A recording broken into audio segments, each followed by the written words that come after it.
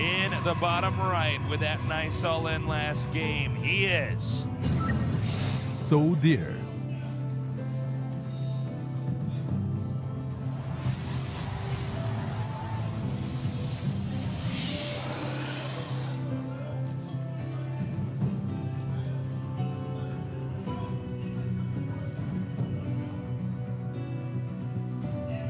He promised a 4-0 or at the bare minimum a 4-1.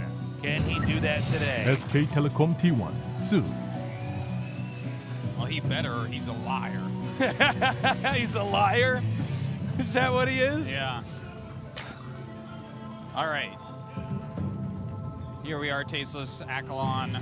Looks like a gateway expand coming out of Deer. Yep. Pretty standard.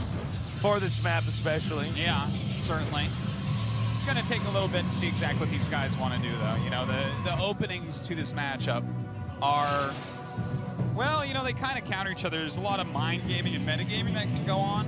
But as we see from SoO, it looks like all right, he's scouting right now for anything coming in, any probes coming in for like a cannon rush or anything, and going into gas. So he's not going to go triple hatch before pool this game. It is a two-player map. He's going to play a little bit more conservatively. Yeah, well, I think that's probably the better way to go here. Now, this map does have some of the most interesting late game for a PvZ. Let's just say, as a hypothetical, we do get into that supreme late game, okay? Yes. That's when the swarm hosts are going to come in.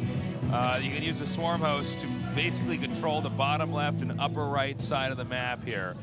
And while he's going for that, it's typical to actually stock up on a lot of spine crawlers, since the game doesn't really cap the number of spine crawlers you can make. And from there, we've seen Broodlord tech. And this is like the free unit nightmare, because Locust and Broodlings, and obviously infested Terrans as well, they don't cost supply. They can be remade very quickly. And a lot of times we see the army of the Protoss just get chewed apart. Yeah. And eventually they win. So a lot of Protosses try to end this before we really get into the late game. That is true, because, especially on a map like this, where if SoO has 5 bases, he can do tech switches.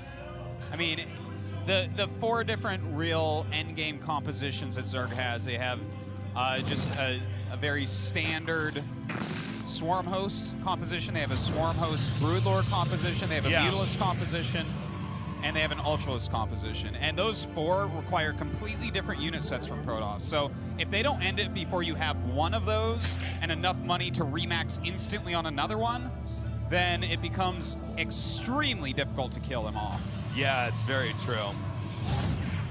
Now, let's say that we do end up with the Swarm Host play, because that has been so popular on this map. What Protoss has to do is try to catch the Swarm Hosts out of position, kill them off. If you lose a small number of your, let's say you got 6 Swarm Hosts out early on, you lose 4 of them, you're so behind as Zerg. Oh God, yeah, you cannot. It's a disaster. The same rule applies. Let's say that they blinked under a bunch of Broodlords while they were morphing and killed them all off. It's nearly impossible for Zerg to recover, and we are going to see the Oracle build Artosis. Yeah, and it's a little bit different from what we saw Deer do before. He hasn't opened up with a Stalker, so he's not going to be able to go in and weaken out any Queens, which means this Oracle is very specifically to target down drones. Now, do we see Spores go up, or do we not see Spores go up? That's what we're going to be watching for. Oh no, there are some, being made right now. And a Void Ray after that Oracle. Now the Oracle's going to come out here. The question is, can we, can he do enough damage with it against these drones? Well, we'll see. Here he goes. He's going into this natural middle line, and the combination of a Queen and a Spore, very, very strong, getting just 1 drone so far. This is what happens if they see the Oracle. It's very hard to get kills. But he does have that close 5 pylon warping in. Zerglings coming down, wanting to deny any expansion here at the 3rd base. And he can see by the timing of this rock about to be destroyed up there that he is going to be expanding up there. Now, these 3 Zealots have been warped in, and the Lings are completely out of position. And notice he's making 9 drones behind this. So if he gets another warping round and gets over there, Deer could end up wiping out SoO's drone line. And now he's going to push it here. And mind you, he can bring the Oracle. That is a very quick unit. You know what? He's going to try to come in here. And a nice force field timed out there. Now he's just buying time as the Zealots are now going to come down here and hit where the Queen is.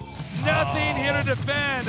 And if he evacuates the drones, they will have to run through the Oracle. The Void Ray is now doing damage. The Oracle should be activated momentarily. And that Oracle chews through circling just so quickly. Oh, a big mistake from SoO this game, not scouting for any proxy pylons. Absolutely brilliant here. I don't know if Zerg could save this base in time. The Zealots have very good surface area here against the Lings, and a nice time warp there. So the Queens couldn't escape now, zoning away from that Spore Crawler. This may be a 2-0 so far, Artosis. It really looks like it, Tasis. We have the Hydralisk Den just now starting, 24 more Lings on the way. But who even cares? He's done the damage already. We saw SoO actually shaking his head there in that booth. As this is not only frustrating, but this is going to be really hard. Losing 2 games like this, the tempo advantage here is just going to be incredible. SoO still trying to hang on, though, not giving up, surrounding those Zealots, slowly thinning out that Zealot line. The Void Ray's now hitting the Spore Crawler, and there's no anti-air. Oh, this is brutal. 2 Queens on the way and 1 Hydra, no anti-air out. These Void Rays, if he just keeps all these flying units here, this is basically already a win. GG. Whoa.